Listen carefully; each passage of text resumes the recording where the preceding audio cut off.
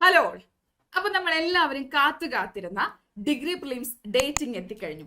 ഇനി അങ്ങോട്ട് പരീക്ഷ ചൂടിന്റെ ഒരു ബഹളമായിരിക്കും അല്ലെ? അപ്പോ നിങ്ങൾ കണ്ടതുപോലെ തന്നെ, നിങ്ങൾ അറിഞ്ഞതുപോലെ തന്നെ 2026 മെയ് 2-നാണ് നമ്മുടെ ഡിഗ്രി പ്രിലിംസ് നടക്കുന്നത്. 2026 മെയ് 2 ഡേറ്റ് ഓർത്തു വെച്ചോ.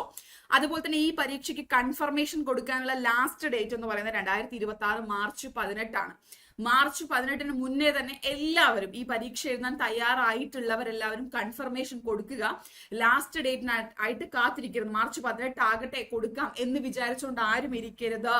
മറന്നു പോകാനോ അതുപോലെ തന്നെ സൈറ്റ് ബിസി ആയി പോകാനോ ഒക്കെ ചാൻസ് കൂടുതലായതുകൊണ്ട് തന്നെ മാർച്ച് 18 മുന്നേ തന്നെ കൺഫർമേഷൻ കൊടുത്ത് നിങ്ങളുടെ എക്സാം എഴുതാനുള്ള വില്ലിങ്നെസ് അറിയിക്കുക. ഓക്കെ. അതുപോലെ തന്നെ ഇനി നമുക്ക് മെയ് 2-നാണ് പരീക്ഷ. ഇപ്പൊ ഏകദേശം ഫെബ്രുവരി കഴിഞ്ഞു. ഇനി നമുക്ക് മാർച്ച് ഏപ്രിൽ 2 മാസങ്ങളാണ്. ഏകദേശം 61 ദിവസം, 61 to 62 ദിവസങ്ങൾ മാത്രമാണ് നമ്മുടെ മുന്നിലുള്ളത്. പഠിച്ചു തുടങ്ങുക. ഇനിയും പഠിക്കാത്തവർ, ഇനിയും ഒന്നും നോക്കിയിട്ടില്ല എന്നുള്ള ആളുകൾ വേഗം തന്നെ സിലബസ് ഒന്ന് ജസ്റ്റ് കവർ ചെയ്യാനെങ്കിലും നോക്കുക. ബാക്കിയുള്ള കുട്ടികൾ എന്ത് ചെയ്യുക, പഠിച്ചു തുടങ്ങി ഏകദേശം ഒക്കെ ആയിട്ടുള്ളവർ ആ സിലബസ് അങ്ങ് കംപ്ലീറ്റ് ചെയ്ത് റിവിഷന് വേണ്ടിയിട്ടുള്ള സമയം എന്ത് ചെയ്യുക, നിങ്ങൾ സ്റ്റാർട്ട് ചെയ്യുക. ഓക്കെ. അപ്പോൾ company board assistant, university assistant, Kerala administrative tribunal assistant, SI excise inspector, SBCID, assistant director national savings, assistant jailer, ഈ പോസ്റ്റുകളിലേക്കാണ് ഡിഗ്രി പ്രിലിംസ് നടക്കുന്നത്. ഓക്കെ. അപ്പൊ നിങ്ങൾക്ക് പോസ്റ്റുകൾ അറിയായിരിക്കും. ഇതിനകത്ത് കമ്പനി ബോർഡ് അസിസ്റ്റന്റും അതുപോലെ തന്നെ യൂണിവേഴ്സിറ്റി അസിസ്റ്റന്റും പോലുള്ള വളരെ പ്രധാനപ്പെട്ട റിക്രൂട്ട്മെന്റ് നടക്കുന്നതിന് വേണ്ടിയിട്ടുള്ള പ്രിലിംസ് ആണെന്ന് കൂടി നിങ്ങൾ ഓർത്തു വെക്കുക. ഓക്കെ. അപ്പോ നമുക്കിവിടെ സിലബസിനകത്തൊന്നും വലിയ മാറ്റമൊന്നും വന്നിട്ടില്ല. ആസ് യൂഷ്വൽ ഡിഗ്രി പ്രിലിംസിന് വരുന്നത് പോലത്തെ സിലബസ് ആണ്. General knowledge, history, geography, economics അതെല്ലാം കൂടി 20 മാർക്കിന്റെ. History 10 mark, geography 5 mark, economics 5 mark, civics 5 മാർക്കാണ്, ഇന്ത്യൻ കോൺസ്റ്റിറ്റ്യൂഷൻ 5 മാർക്കാണ്. അതുപോലെ തന്നെ ആർട്സ്, ലിറ്ററേച്ചർ, കൾച്ചർ, സ്പോർട്സ് 10 മാർക്കിനാണ്. ബേസിക്സ് ഓഫ് കമ്പ്യൂട്ടർ 5 മാർക്കിനാണ്. Science and technology 5 mark. മാത്സിലേക്ക് വരുമ്പോൾ simple arithmetic, mental ability and reasoning 20 മാർക്കിനാണ്.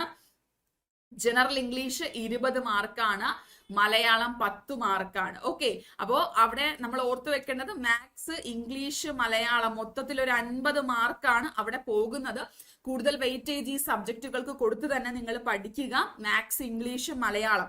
ഇനി കറണ്ട് അഫയേഴ്സിന്റെ കാര്യത്തിൽ നിങ്ങൾക്ക് ഡൗട്ട് ഉണ്ടായിരിക്കും. ഞാൻ എപ്പോഴും പറയുന്നത് പോലെ തന്നെ കറണ്ട് അഫയേഴ്സ് നന്നായിട്ട് പ്രിപ്പയർ ചെയ്യുക. സബ്ജക്ട് വൈസ് കറണ്ട് അഫയേഴ്സിന് കൂടുതൽ ഇമ്പോർട്ടൻസ് കൊടുക്കാനായിട്ട് ശ്രമിക്കാം. ഓക്കെ. അപ്പോൾ ഇതുവരെയും പഠിച്ചു തുടങ്ങാത്ത ആളുകളോട് ഒരിക്കൽ കൂടി പറയുകയാണ്, 62 ദിവസം വളരെ ചിട്ടയോടുകൂടി കുറച്ച് കൂടുതൽ സമയം നിങ്ങൾ ഇൻവെസ്റ്റ് ചെയ്ത് ആ പ്രിലിംസിന്റെ സിലബസ് കവർ ചെയ്യാനായിട്ട് ശ്രമിക്കുക എന്നുള്ളതാണ് ഇതുവരെയും പഠിച്ചു തുടങ്ങാത്തവരോട് പറയുന്നത്. പഠിച്ചു തുടങ്ങി ഏകദേശം ആയവരോട് വീണ്ടും ഞാൻ പറയുന്നു, 1 മാസത്തിന് മുൻപേ ഒക്കെ എല്ലാം ഒന്ന് കവർ ചെയ്യുക. ഒരു മാർച്ച് അവസാനം ആകുമ്പോൾ നിങ്ങളുടെ സിലബസ് കംപ്ലീറ്റ് ചെയ്ത് ശ്രമിക്കുക. ഏപ്രിൽ ഒന്ന് റിവിഷന് വേണ്ടി കൊടുക്കാനായിട്ട് ശ്രമിക്കുക. ആരും പാനിക് ആകാതെ നോക്കുക കേട്ടോ. അയ്യോ എക്സാം ഡേറ്റ് വന്നല്ലോ, ഇനി അങ്ങോട്ട് എന്നെ കൊണ്ട് പറ്റില്ലല്ലോ, അങ്ങനെയൊന്നും വിചാരിച്ച് പാനിക് ആകരുത്. വളരെ കൂളായിട്ട് കാര്യങ്ങൾ കൈകാര്യം ചെയ്യുക. ഒപ്പം തന്നെ ഈ പറഞ്ഞ 2 ഡേറ്റുകളും നിങ്ങൾ മറന്നു പോകരുത് കേട്ടോ. വളരെ പ്രധാനപ്പെട്ട ഡേറ്റുകളാണ്. എക്സാമിന് പഠിക്കുന്നവര് സിലബസ് നോക്കി തന്നെ പഠിക്കുക. സിലബസിനകത്ത് നിന്ന് തന്നെ പഠിക്കാനായിട്ട് ശ്രമിക്കുക. ഓക്കെ. അപ്പൊ ഈ ഒരു വലിയ കാര്യം നിങ്ങളോട് പറയാനായിട്ടാണ് ഞാൻ വന്നത്. എന്തായാലും ഇനി അങ്ങോട്ട് നമുക്ക് പരീക്ഷയുടെ ആ ഒരു ഓളവും താളവും ഒക്കെ നമ്മൾ എന്ത് ചെയ്യണം, കൂടുതൽ ത്രസിപ്പിക്കട്ടെ. അപ്പൊ എല്ലാവർക്കും നന്നായിട്ട് ഈ പരീക്ഷയ്ക്ക് പ്രിപ്പയർ ചെയ്ത് നല്ല പ്രിലിംസ് എഴുതാനായിട്ട് സാധിക്കട്ടെ. Thank you.